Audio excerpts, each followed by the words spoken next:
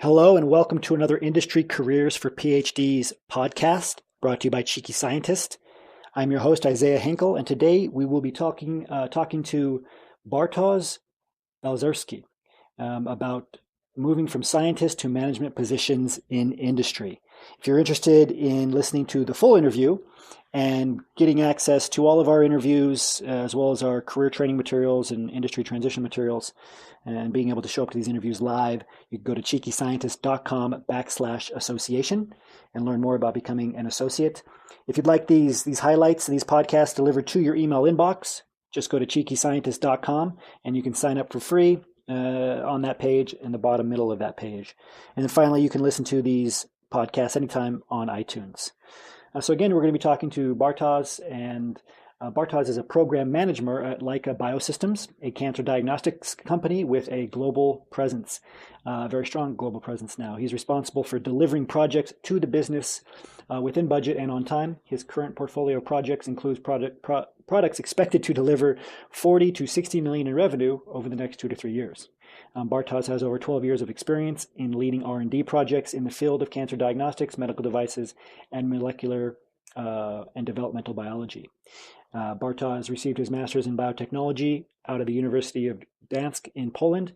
He went on to receive his PhD in developmental biology in the Department of Craniofacial Development at King's College London, and did a postdoc at the Center for Stem Cell and Regenerative Medicine at the University of Southern Carolina. And of course, since then moved into an R&D role, and then from there into a management role. So we are going to jump right in with Bartosz now. So welcome, Bartosz. Thank you for being here with us.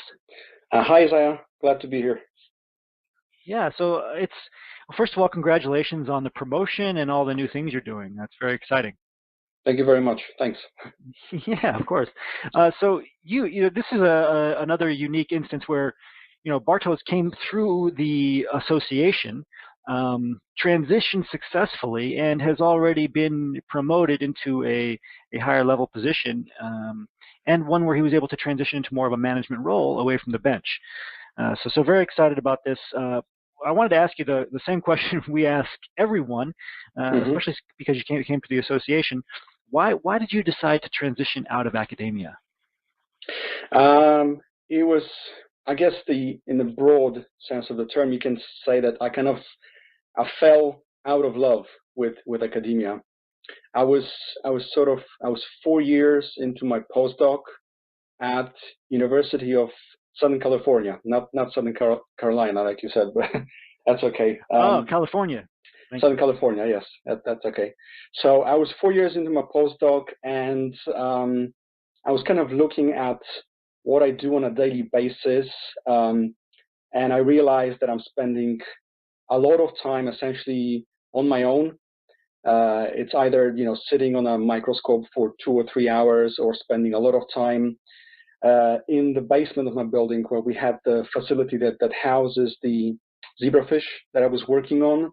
And I'm a person guy, so I was missing that kind of collaborative spirit, and I was missing the interaction with people. And also another thing that kind of put me off more and more of academia was the fact that everything just took ages to achieve. So publishing papers, submitting grants, and it all took a long time. Then you would wait for months to hear whether your paper is finally published, or whether you got a grant that you applied for, and it was also very hard work. As a postdoc in the States, I was used to working 10, 11, sometimes 12 hours a day. And, I was weighing all of that against the amount of money really that I was making, and also my career prospects of what, I'm 4 years into my postdoc. What am I going to do next? Do I really want to be a professor and just sit basically like my boss used to, sit pretty much all day in my office, reading papers and applying for grants? And I decided that this is not the career path that I want to go, down into, especially now with how competitive it has become. to get that to the level of a professor. It just the chances of that happening are so slim these days that I didn't feel safe kind of pursuing academic career in that direction. So I decided to well, first of all, I took a break. I took a break almost a year where I quit my postdoc, and I took that year really to get involved in things like Cheeky Scientist and to really think about what it is that I want to do next. And I decided that for various reasons that the easiest thing for me to do probably would be to start as a scientist in a company, because I have that scientific background. But then hopefully, at some point I'll be able to get away from the lab bench and get more into management. And I started also discovering that the world of management through participating in a lot of open online courses. One of them being one of the websites that I would recommend, for example, is Coursera. I started taking a lot of courses there that were to do with project management, yes, program management, stuff like that. So to sum up, and I just want to jump in here to keep everybody on track. So you kind of fell out of love with academia, like you said. You did something that is very, very smart. You looked ahead to your professional lifestyle that you wanted to have, or the professional lifestyle you saw others around you having that you didn't want, and then you tried to match a career to that lifestyle instead of the other way around. Yeah. I do remember you going through this process of this intense learning process where you were networking and figuring out what else to do. And I think that's what led you to the position you have. And so I just want to transition into, excuse the pun, but I want to transition into another question on why did you decide to stay at the bench? Was it kind of a stutter step because you knew you'd eventually get into project management, or did you like science? What made you decide to transition into a scientist role first? And you know what? I started connecting with people on LinkedIn and reaching out to people, working for the companies that I wanted to get into. And I applied for a couple of project manager or program manager positions, but I never got anywhere. I never got any traction that way. So I decided, okay, I do have that heavy, science background, and I've been working, at a bench for over 10 years. So I need to try to get my foot in the door, that way. And that's when I guess where I live here in UK in the Northeast, there aren't that many biotech or pharma companies. But I found Leica Biosystems, and I connected with a few people through LinkedIn from there. And actually, when I came to apply for a job there, I used one of my contacts there as a referral. So that was a great help. But essentially, I decided at some point that, okay, I think I need to, like I said, just to get my foot in the door, I'll start as a scientist, and then once I get, a year or two of that industry experience behind my belt, then I'll reassess again and I'll start applying for more, management positions. That makes sense. And everybody's path is different. So I think it's important to note that if you want to get into project management or research science or whatever it might be, one thing that we recommend is looking at lateral positions that where it's very easy to transition from one to the other after you're in. I think too many PhDs look for that one perfect position that they want, and they don't apply to anything else. We've had people that have just looked continuously for medical science liaison positions over and over again, but if they broaden their search to like a medical associate position, got into that first, they could quickly transition into a medical science liaison. And in this case, you're a great example of this, Bartosz. You transitioned into a research scientist position, and then 12 months, not 5 years later, right? We always think in terms of 5 years as PhDs, but 12 months later, things change very quickly, and now you're in this new role. So I think that's an important point. Yeah, it really went quite fast. I was actually surprised how fast things started moving once I started working for Leica, and I'm very happy with where I am at the moment. Yeah, absolutely. So again, things move much quickly. The key is just getting into industry first, and then you can move. And again, you'll move fast. Yeah. So the next question I had is, you talked about your transition. We've gone over some of these basics already, but I always want to be upfront about the challenges. What were some of the most challenging parts of your transition? It could be challenging parts of the job search in general, like networking, or even once you got hired, what was Hmm. challenging in terms of the onboarding process? I guess, you know what? Once I actually started working for Leica, I wouldn't say that there were any particular challenges. There were maybe a few differences that I had to get used to, but I just accepted that that's the way things are done in the industry, and I got on with it. The challenges for me really were that 1 year between my postdoc and between when I started at Leica, trying to really first figure out what it is that I want to do, and then tailoring my CV to actually start getting some responses from hiring managers or from recruiters, because that was my biggest problem. I guess my situation was a little bit complicated at the time as well, because I was applying for jobs in the UK, where at the time I was living in California. Um, and I had to stay in California for one extra year for various reasons. But really, I started getting more traction with my applications when I finally moved to the UK, and I was able to put a UK address on my CV so that people knew that I was sort of already here and um, available for interviews straight away, rather than living on the other side of the world. Um, so, I mean, specific challenges. Hmm.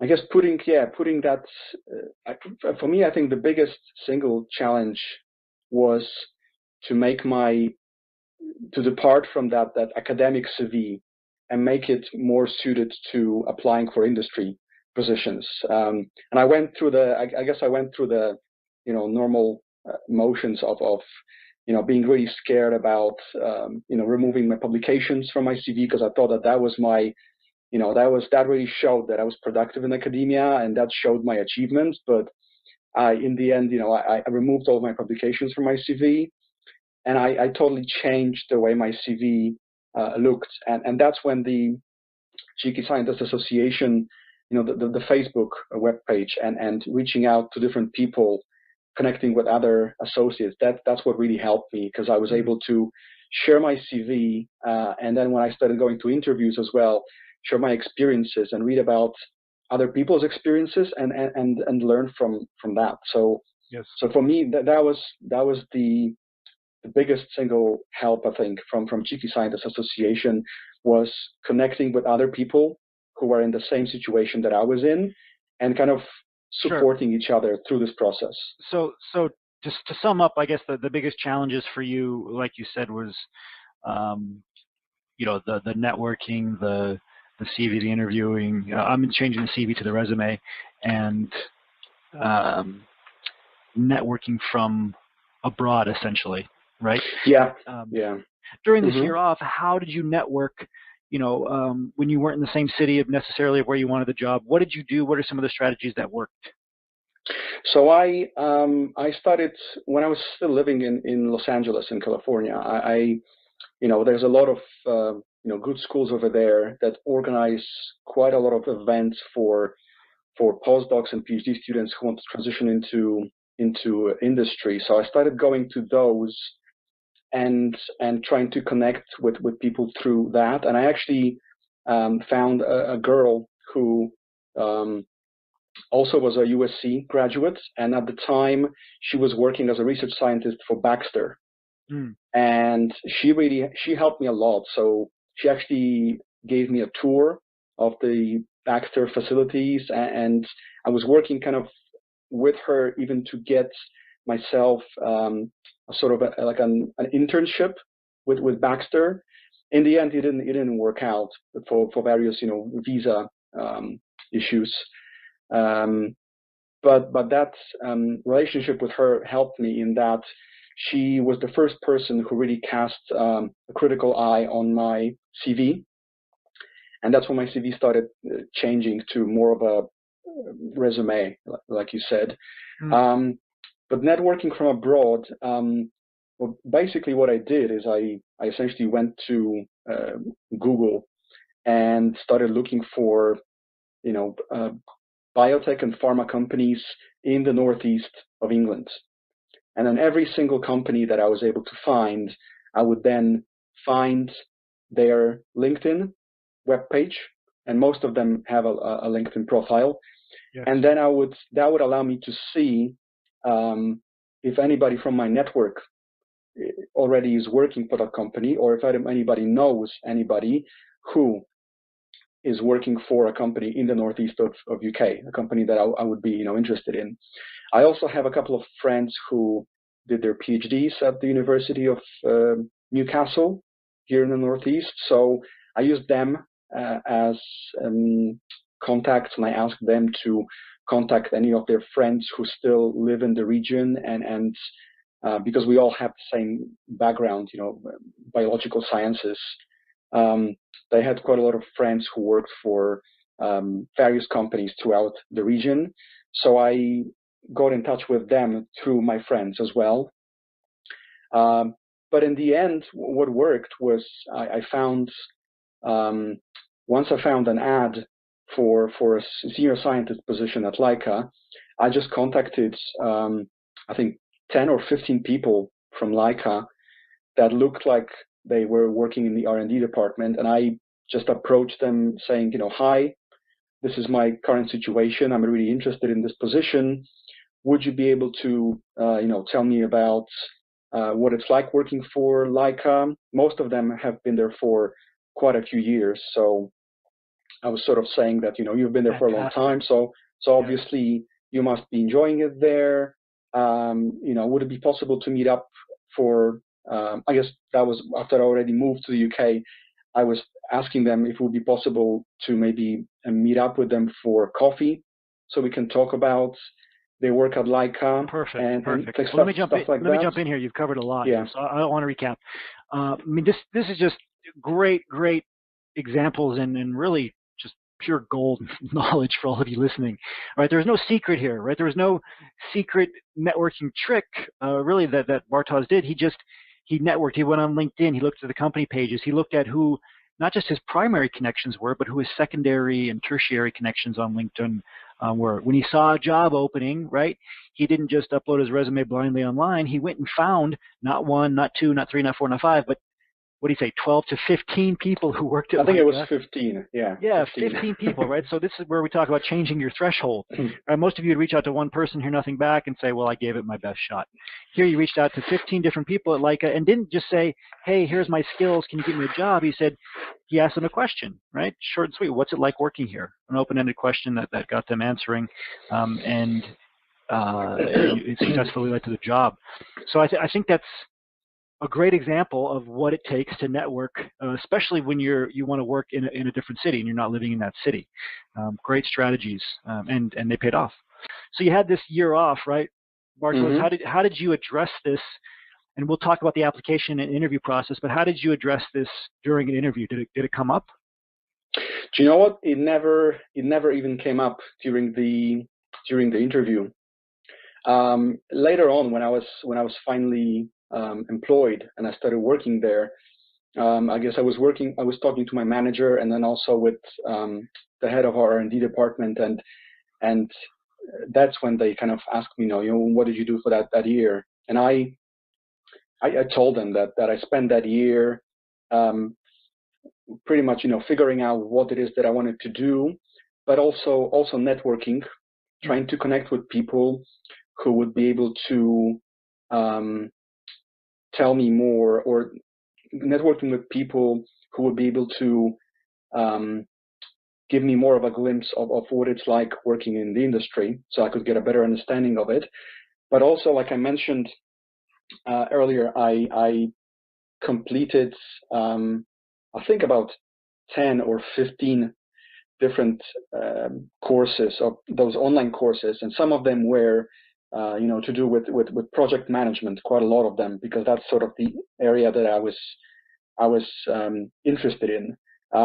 So from that perspective, I know I was already employed, but they looked at it and they basically said, well, it's good that you didn't essentially waste that year, but you did spend it trying to figure out what it is that you wanted to do, and broadening your perspective, and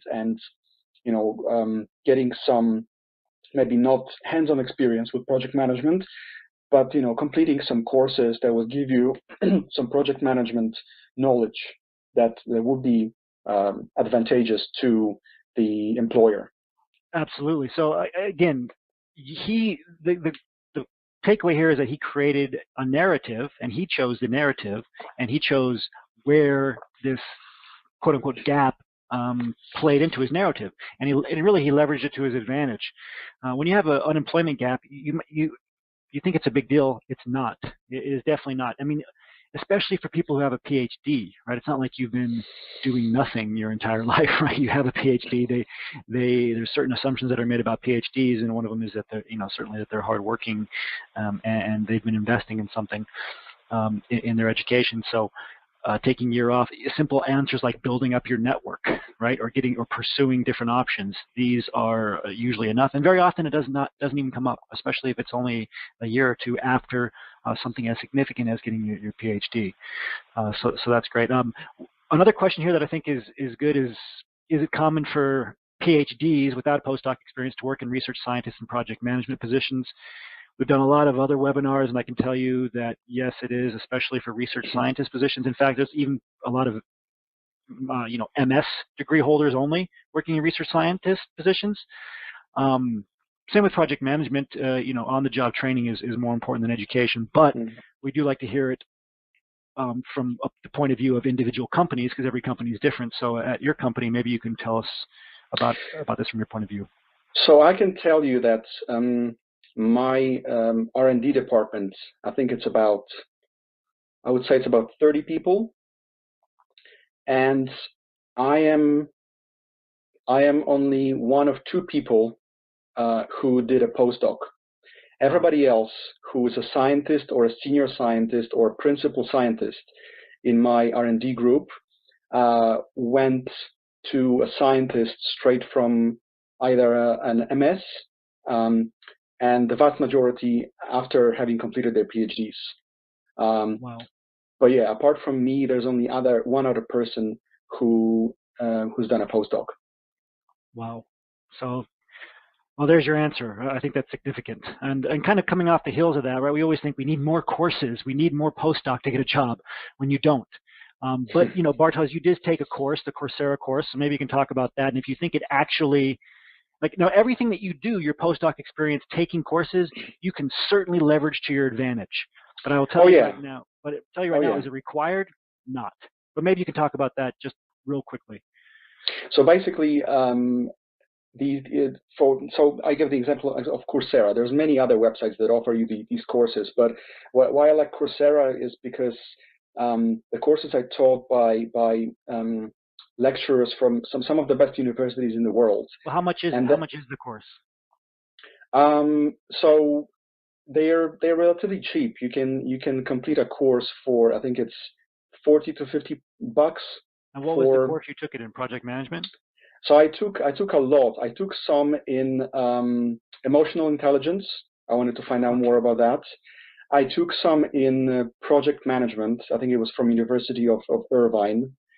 And then I took some more kind of in-depth project management courses from, I think it was from the Wharton School of Business. And those were, to do with scoping out a project, budgeting, planning, managing, stakeholder. What do you think was more important, these Coursera courses or networking? No, I would have to say definitely networking. I was going to say, this can't be a close decision for you. No, it's okay. Definitely. I just want to make this strong point. As PhDs, you're always going to lean towards wanting to take more courses. And as PhDs, you understand the value of continuing to grow and to learn. But You should never sacrifice your networking or reaching out to 15 different people when you see a job opening, and networking like Bartos did, to taking courses. And so I want to just make that very clear. Don't get on, listen to this webinar and think, okay, I'm going to take all these courses and that's going to get me hired. Learning helps, developing your transferable skills and different things helps, but it's never a substitute for networking or getting referrals. Never. Yeah, you're right. You're right. So perfect. So now I want to get back to the application process. So you networked, right? This led, I'm assuming this led to a referral. And then what did the interview process look like for the senior scientist role? Yeah. So it wasn't, I would say it wasn't very straightforward. So what happened essentially was when I was still living in the States, I applied for a senior scientist position, and I applied without a referral. And I got nowhere. Once I moved to the UK, I saw that another job was advertised, and it was a job for a lab manager, not a senior scientist. And I applied for the lab manager position, and I was able to use one of my contacts at Leica as a referral for that one. And essentially, nothing would be happening. And I really, from the feedback I got from the people working at Leica, I sounded like a great company to work for. So I didn't just want to let it go. So what I did is I reached out to a couple of people at Leica again and asked them for the contact details to either the hiring manager or the head of R&D. And as it happened, I got a phone call a few days later from the head of R&D. And we had a chat for about 20 minutes. And after 20 minutes, she basically said, would you have time next week to come and, we can show you around and we can have a conversation about, different jobs we've got going here at Leica at the moment. And I said, yeah, sure. That would be my pleasure. And, and the rest is pretty much history. I went for the following week, I went for an interview. And even though my initial application was for lab manager position, they actually told me after the interview, or I guess during the interview, that just from my CV and from our conversation, they think that I would be more suited to a senior scientist position. And I said, that's great. But I didn't want to just leave it there. I was very honest with them, and I said that I'm very happy to be offered this position. I'm very happy that you think that I would be great for a senior scientist. But they asked me also where do I see myself in 5 years? And I said that I'm happy to start as a senior scientist, but where I see myself in 3, 4, 5 years is actually getting away from the bench and getting more into project management or people management. And they were very open to that, and they said, it's a great time now to join Leica. The company is growing. The R&D department is projected to grow by about 50% in the next year or two. So there's going to be a lot of new different opportunities. There's going to be a lot of new jobs created because the R&D department is going to expand. So there will be opportunities for growth and for promotion, stuff like that. Thank you for joining us for another Industry Careers for PhDs podcast. If you're interested in attending one of these interviews live, or if you're interested in getting access to the full interview, including all of the background materials and show notes, go to cheekyscientist.com/association and learn how to become an associate. You can get on the wait list for the next association enrollment period there and learn full details about the program. It's a program specifically designed to help PhDs transition into top industry positions. If you would like to receive more of these interview highlights via our podcast sent directly to your email, go to cheekyscientist.com and email subscribe under where it says Start Here. If you haven't already, you can also subscribe to this podcast on iTunes. Until next week, remember your value as a PhD and start thinking and acting like a successful industry professional.